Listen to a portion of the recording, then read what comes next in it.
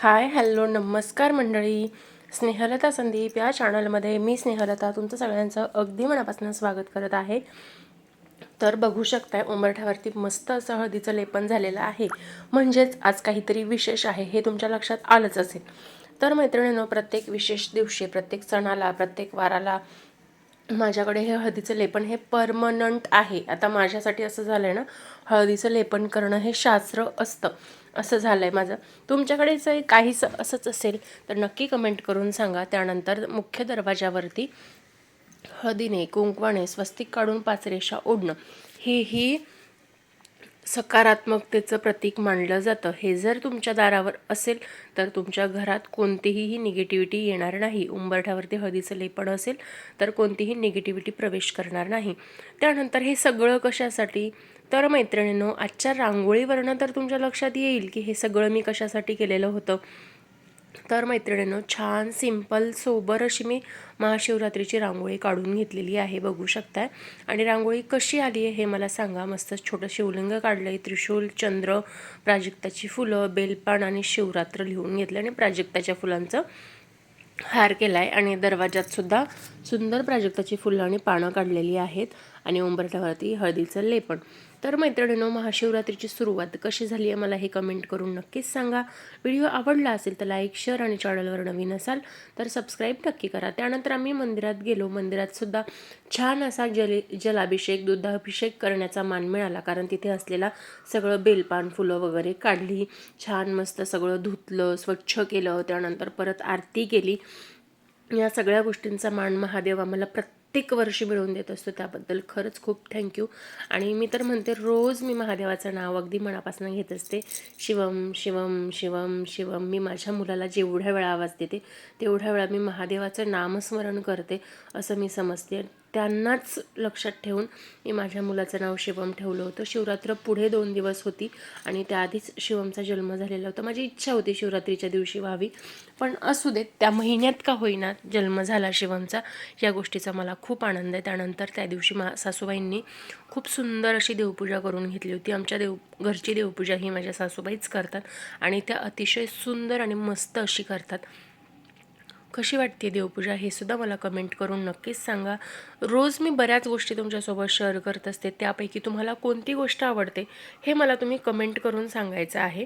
त्यानंतर उपवासामध्ये मस्त अशी कवटाची चटणी केली होती गूळ घालून. त्यानंतर रताळे आणलेले होते, ते उकडलेले होते. दूध, रताळे आणि कवटाची चटणी आणि केळी वगैरे असं सगळं होतं. या दिवशी आमच्या घरी तिखट आणि मीठ खाल्लं जात नाही, त्यामुळे मग हे सगळं. त्यानंतर महाशिवरात्र तर झाली, पण माझी मैत्रीण सोनल, तिचं 16 सोमवारचं उद्यापन होतं. तिनेसुद्धा दरवाजात अगदी छोटीशी मस्त सुंदर अशी रांगोळी काढली, हळदीचं लेपन केलं होतं आणि बाकी सगळी तयारी बघू शकताय. छान असं डेकोरेशन केलेलं होतं सगळ्या गोष्टींचं. आणि 16 सोमवारची पूजा, त्याचा मान आणि त्या सगळ्या गोष्टींचं आपल्यालाही त्यामध्ये सहभाग मिळणं, या गोष्टींसाठी खरंच खूप भाग्य लागतं. आणि माझा महादेव मला कुठेही मागे राहू देत नाही, या गोष्टीचाही मला तितकाच आनंद आहे. तर सोनल आणि तिचे मिस्टर यांच्या दोघांची पूजा चालू होती, अभिषेक चालू होता, रुद्राभिषेक चालू होता त्यांचा. ही सगळी 16 सोमवारची मांडणी अगदी साध्या सिंपल पद्धतीने केलेलं आहे आणि अतिशय छान. म्हणजे कोणत्याही प्रकारची अतिशयोक्ती, फक्त दिखावा म्हणून या गोष्टी केलेल्या नाही आहेत त्यांनी. तर अगदी छान. देवही तुमचा भाव बघत असतो, तुम्ही बाकी सगळ्या काय गोष्टी करतायत ते बघत नाही देव. त्यामुळे अतिशय सुंदर अशी पूजेची मांडणी केलेली होती, अतिशय सुंदर दिसत होतं सगळं.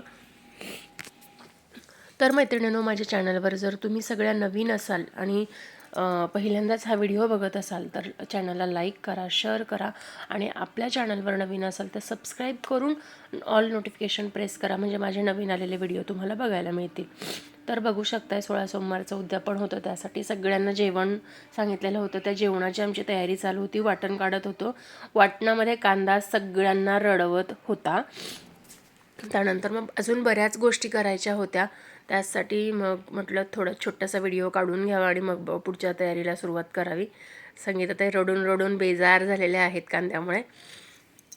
त्यानंतर आजच्या जेवणामध्ये पनीर, मटर पनीर, चपाती, डाळ भात आणि प्रसादाचा शिरा, या सगळ्या गोष्टी होत्या. तर बघू शकता फायनली त्यांची पूजा झालेली आहे, आटपलेली आहे. आणि त्यानंतर जो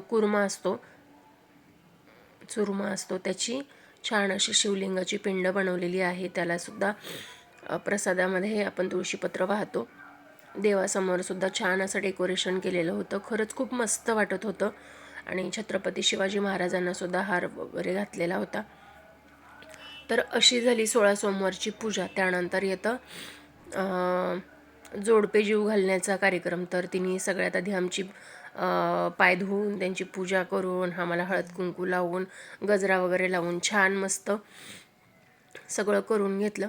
आणि या सगळ्या गोष्टींचा मान मिळायलाही नशीब लागतं बरं का. जेव्हा तुम्हाला कोणी अशा पूजांमध्ये जोडपं म्हणून सवाष्ण म्हणून जेवायला बोलवतं तेव्हा कधीही नाही म्हणायचं नसतं. कारण देवाने आपल्याला दिलेला तो मान असतो. त्यांनी फक्त आपल्याला बोलवलं असतं, पण देवाची इच्छा असते खरं तर आपण तिथेच जावं आणि तो सगळा मान घ्यावा असं. तर तिने सगळ्या जोडप्यांची अशी पूजा वगैरे करून घेतली. आणि त्यानंतर छान गजरे साड्या वगैरे सगळ्यांना टॉवेल टोपी या सगळ्या गोष्टी करून घेतल्या. त्यानंतर आम्ही जेवण वगैरे केलं. आणि मग नंतर आमच्या इथे एक मावशी आहेत, त्यांनी गाडी घेतली आहे. तर त्यांच्याकडे पद्धत आहे की गाडी, घर, विहीर वगैरे अशा काही नवीन गोष्टी केल्या तर मुलीकडनं वगैरे असा गारवा येतो, भाऊजाईकडनं वगैरे. तर त्यांच्या मुलीने हा गारवा आणलेला होता. म्हणजे बाजरीच्या सुक्या भाकरी होत्या, त्यानंतर मुगाची घुगऱ्या होत्या, त्यानंतर सुकं पिठलं होतं आणि शेंगदाण्याची चटणी होती, दही भात होता. या सगळ्या गोष्टी होत्या. बऱ्याच गोष्टी असतात त्यांच्याकडे अजून. तर मावशी सांगत होत्या ही भाकर जी आहे ती साधारण 4 ते 5 महिने खराब होत नाही, ती तशीच्या तशीच राहते. ही पद्धत तुमच्याकडे पण आहे का? गारवा ही पद्धत आमच्याकडे नाही आहे. तुमच्याकडे पण ही पद्धत आहे का? आमच्याकडे शिदोरी म्हणतात, पण ती शिदोरी जेव्हा नवी नवरी किंवा बाळातीन असं सासरी परत जात असते त्यावेळेस सवाष्णींना हळद कुंकू देऊन आणि त्यानंतर हा गारवा प्रत्येक सुवासिनीला दिला जातो. साधारण 4 महिने या भाकरी खराब होत नाही. साताऱ्याकडे, सांगलीकडे या भाकरी भरपूर प्रमाणात मिळतात. तुमच्याकडेही मिळतात का? किंवा तुमच्याकडे ही पद्धत आहे का? हे मला कमेंट करून नक्कीच सांगा. माझे व्हिडिओ तुम्हाला कसे वाटतात हे सुद्धा मला कमेंट करून सांगा. व्हिडिओ आवडत असेल तर व्हिडिओला लाईक करा, शेअर करा. चॅनलवर नवीन असाल तर सबस्क्राईब करा आणि सबस्क्राईब केल्यानंतर त्या बाजूचं बेल आयकॉनसुद्धा नक्की प्रेस करा, म्हणजे माझे आलेले नवीन व्हिडिओ तुम्हाला बघायला मिळतील. तर मैत्रिणींनो, तुम्ही आत्तापर्यंत माझे आई, मावशी, सासूबाई आम्ही सगळे सोबत फिरतानाचे सगळे व्हिडिओ एन्जॉय केलेच असतील. मग आम्ही दिवसभर दमून थकून घरी आल्यानंतर छान मी डाळीची आमटी केली, वरणबट्ट्या केलेल्या होत्या, बघू शकता. वरणबट्ट्या वगैरे करून घेतल्या. त्यानंतर त्यांना जायचं होतं त्यामुळे त्यांचीही तयारी करायची होती. तर साध्या सिंपल जसं जमतील तशा वरणबट्ट्या मी करून घेतलेल्या होत्या. आणि लोणचं पापड वगैरे ते तर तोंडी लावण्यासाठी होतंच सगळं. बघू शकता एवढा सगळा पसारा मला अजून आवरायचा आहे.